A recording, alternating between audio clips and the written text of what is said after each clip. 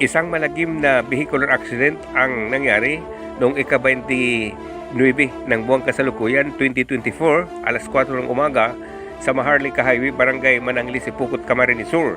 Sa inisyal na investigasyon ng mga otoridad, ang Vehicle 1, isang Raymond bus na may body number 7048 na may namaniho ni Andy Ferrico, 47 years old, residentes ng San Vicente, Laguna, Camarines Sur.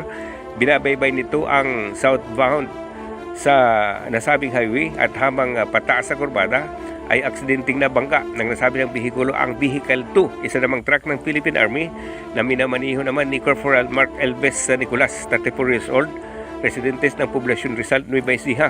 Dahilan para mawala ng kontrol at tuluyang mahulog sa palayan.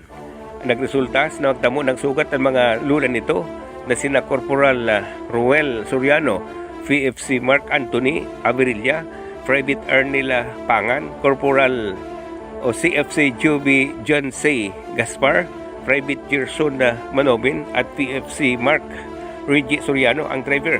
Agad namang isinugod ng MDRR personnel ang nasabi ng mga sugatang miyembro ng Philippine Army sa hospital at sa kasalukuyan ay ginagamot ng mga doktor ang nasabi ng mga biktima. Iyan ang ulat para sa Bunyog, Bicolandia. Ako si Kabunyog Ernie Marfil.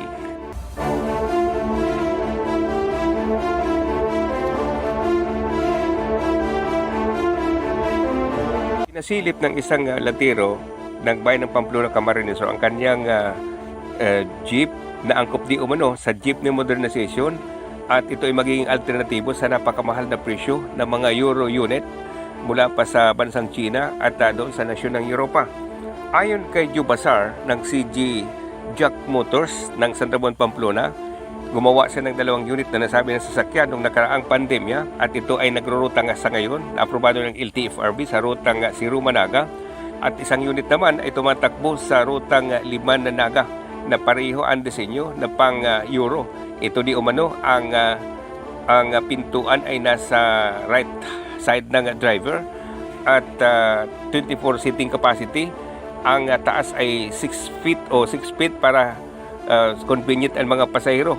Ayon pa sa nasabing tagagawa ng nasabi ng unit, kung ito ay i-change engine para sa Euro, ito sa ngayon ay makakahalaga ng 6,000 o 600,000 pesos, mababa pa sa presyo na inoffer ng Francisco Motors noong nakaraang buwan. Ayon pa sa nasabi ng inventor at nagdisenyo ng Euro sasakyan na taga Pamplona, Camarines Sur, sila kung kinakailangan kunin ang serbisyo, nakahanda di umano silang tumulong at magawa ng maraming unit ng jeep para lang sa jeepney modernization ng bansa. Kaya naman natin gumawa ng unit na sariling atin. Kakilikin na lang natin yung sariling atin na gawa. Ito pong inyong design na parang Euro 4, kopyang-kopya yung big gusto ng government na gamitin na dito sa Pilipinas. Oo, kopya-kopya yung sabi na Euro 4 ang gusto ng buwan na modernization. Pero how about naman sa halaga? Mas less ba dito sa inyo compared doon sa 2.5 billion? Mas less, mga triple ang diferensya. Ang isa pong unit magkano? Ang isa pong unit sa kuwan nasa nag-ahalaga lang na sipaw yung kasama makina 650 lang. So triple i-compare doon sa ini-introduce na imported. Ito po, ilang unit na tumatakbo ninyong ginawa dito sa inyong talyer? Bali, 2 unit na sir, isang naga-Likmanan saka isang naga-Siruma. Ayon pa sa nasabi ng tagagawa ng unit ng taga Pamplona, Camarines Sur, sa ngayon ay handa sila ng kanyang mga tauhan para gumawa pa ng maraming unit ng jeep para naman sa modernization program ng pamahalaan. Yan ang Bunyog Balita. Ako si Kabunyog Ernie Marfil. Andito po si Mr. Jubasar ng CG, Jack Motors ng San Ramon, Pamplona. Siya po ay nagdisenyo ng Euro style jeep para sa modernization. Nauna siyang gumawa dahil tumatakbo na sa Siruma, Naga, Libman na Naga ang kanyang unit na big design. dito po sa modernization ng jeep sa Pilipinas. Sir, makuha lang po namin ang info about dito sa jeep sa Inyong disenyong unit na ito? Ang masasabi ko lang sir sa modernisasyon, kaya naman ho natin gumawa ng unit na sariling atin, tangkilikin na lang ho natin yung sariling atin na gawa. Aha. Ito pong inyong design na parang Euro 4, kopyang-kopya yung gusto ng government na gamitin na dito sa Pilipinas.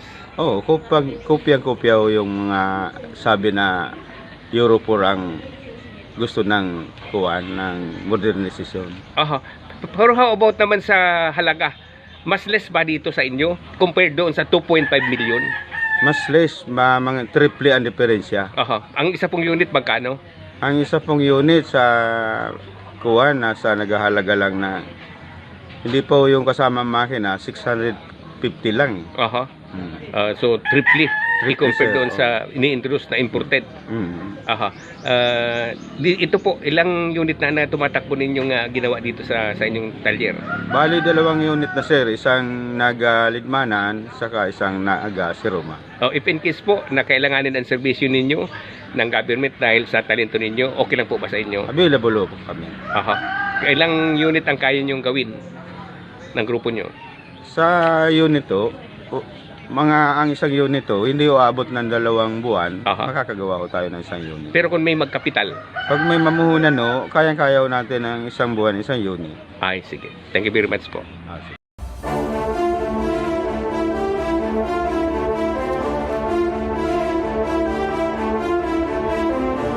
Saan matagumpay na pagtugis at pagkakapatay kay Gilbert Concepcion, leader ng Concepcion Criminal Gang, isa na namang miyembro ng naturang gang ang kusang loob na sumuko sa mga operatiba ng kapulisan dakong 12:15 ng isang araw sa Libon Municipal Police Station, Libon Albay.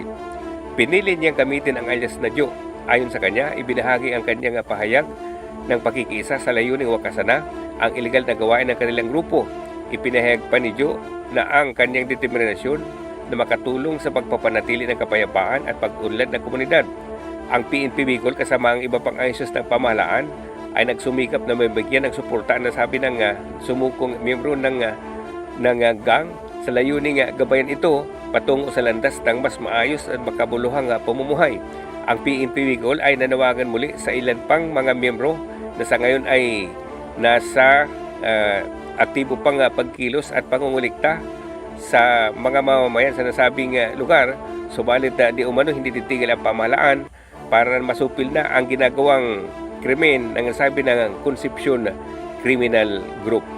Iyan ang Bunyog Balita. Ako si Kabunyog, Ernie Marfil.